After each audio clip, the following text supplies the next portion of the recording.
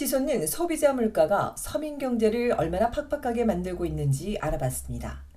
연소득 66,800달러인 납세자가 올해 1월부터 8월까지 동일한 구매력을 지속했다고 가정하고 월별 생활비 변화를 비교했습니다. 그 결과 단 석 달 만인 3월엔 연간 1,655달러 6센트가 더 필요했고 6월엔 2배에 가까운 3,494달러 1센트로 늘었습니다. 반년 동안 생활비가 5.23% 껑충 뛴 겁니다.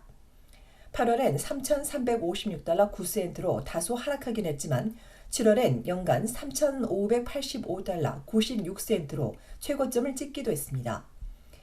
임금은 그대로인데 물가가 오르면서 실질 임금은 오히려 하락한 셈인데 그러다 보니 서민들은 허리가 휘고 있습니다.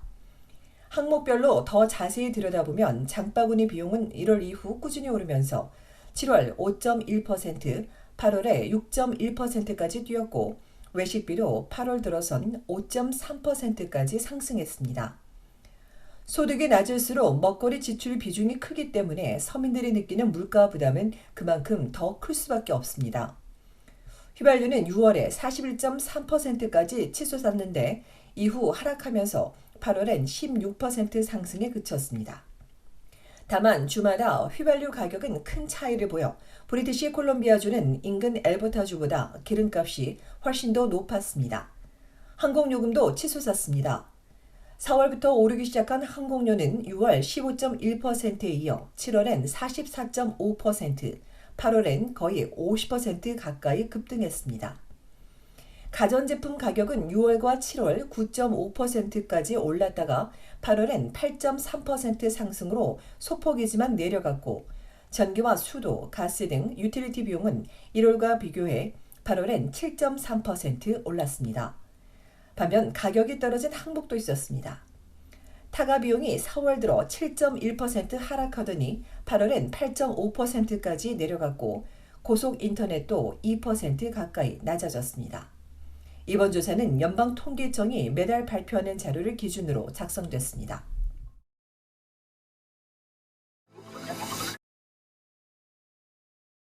브리티시 컬럼비아주 밴쿠버 다운타운에서 묻지마 폭행 사건이 또다시 발생했습니다.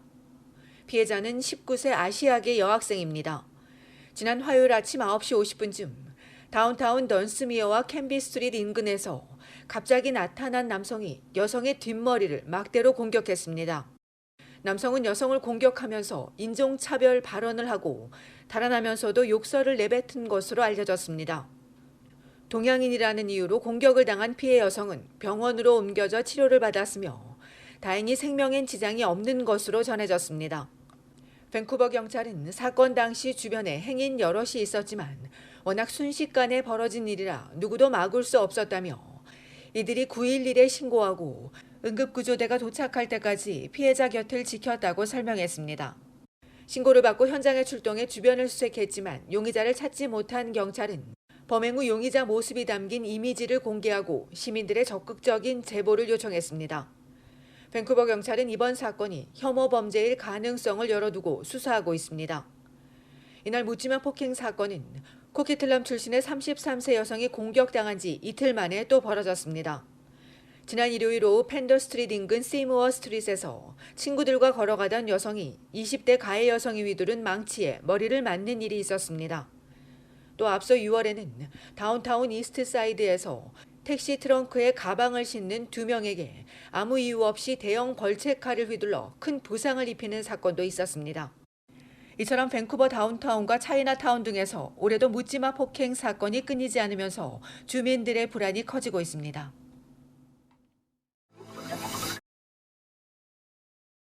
캐나다 전국의 휘발유 값이 다시 오르고 있습니다. 오늘 전국의 기름값은 리터당 평균 5센트 오른 1달러 58센트입니다. 오늘 브리티시 컬럼비아주 메트로 밴쿠버의 기름값은 1리터당 2달러 40센트대로 치솟았습니다.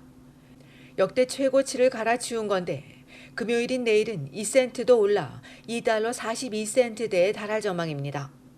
전문가들은 향후 2주 새 20센트 정도 가격이 하락할 것으로 예상했는데 그럼에도 로어메일랜드 운전자들은 전국에서 가장 비싼 기름을 넣고 있습니다. 온타리오주 광역 토론토의 휘발유 값도 올랐습니다. 리터당 평균 2센트 올랐지만 지역에 따라 토론토는 5센트, 피터보로 11센트, 선더베이는 하룻밤새 무려 20센트가 올랐습니다.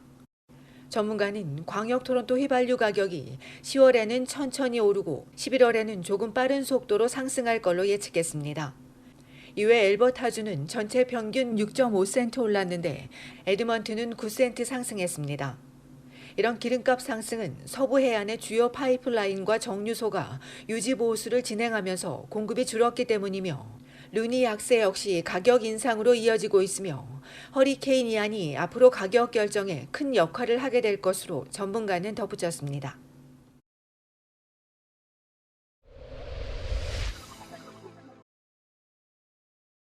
총격범이 추격해오는 경찰에 피해 아찔한 도주 행각을 벌였습니다. 어제 낮 1시쯤 온타리오주 스카보로 벨라미와 엘스미어 로드에서 운전자들 사이에 시비가 붙었는데 이 중 한 명이 갑자기 총을 쏜 뒤 사공의 고속도로 서부 방면 익스프레스 레인으로 도주했습니다. 잠시 후 차량을 발견한 경찰이 추격해오자 앞서던 차량 여러 대를 들이받으며 달아나던 운전자는 결국 고속도로에 차를 멈추고 내려서 사공의 고속도로를 가로질러 달아났으나 401 남쪽 킬스트리트에서 결국 경찰에 붙잡혔습니다. 경찰이 서부 방면 도로 2차선을 막고 총격이 발생하게 된 경위 등을 조사하고 있으며 상대 운전자는 총에 맞기는 했지만 다행히 중상을 입지는 않은 것으로 알려졌습니다.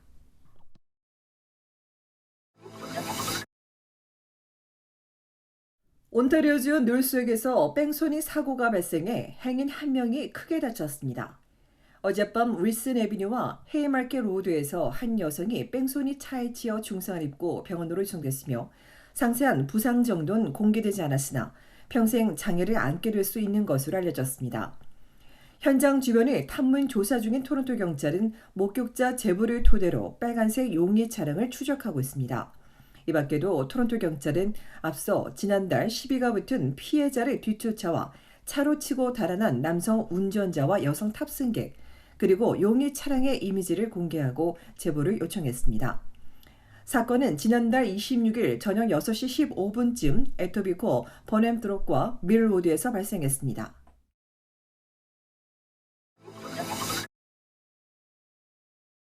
온타리오주 정부가 피커링 원자력 발전소의 수명을 예정보다 연장할 것으로 알려졌습니다. 당초 온주 정부는 2025년에 폐기할 계획이었으나 에너지난으로 전력 확보가 어려워질 것을 우려해 2026년 9월까지 연장하고 또한 수십 년 동안 전력 생산이 가능토록 보수하는 방안도 검토 중인 것으로 전해졌습니다. 다만 이번 계획은 연방 원자력 안전위원회의 승인을 받아야 시행이 가능합니다.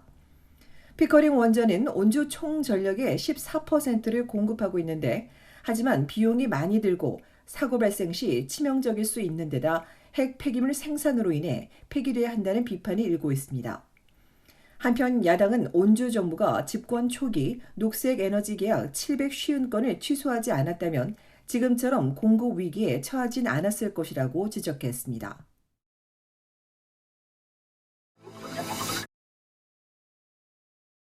캐나다인 대다수가 여전히 TV를 통해 정보를 얻는 것으로 나타났습니다. 여론조사기관 마루에 따르면 절반에 가까운 응답자의 45%가 TV 뉴스 프로그램을 통해 정보를 얻고 있다고 답했고 TV 또는 신문사의 웹사이트를 통한다는 응답은 29%였으며 페이스북과 인스타그램 등 소셜미디어 22%, 트위터는 14%였습니다. 연령대별로는 크게 달라 34세 미만은 소셜미디어가 가장 높았고 TV가 다음을 차지했으며 35세 이상은 주로 TV를 통해 정보를 얻는데 특히 55세 이상은 67%가 TV를 시청한다고 답했습니다. 이번 조사는 18세 이상 성인 1,517명을 대상으로 진행됐으며 54세 미만의 82%, 55세 이상의 93%가 매일 뉴스를 접하고 있다고 응답했습니다.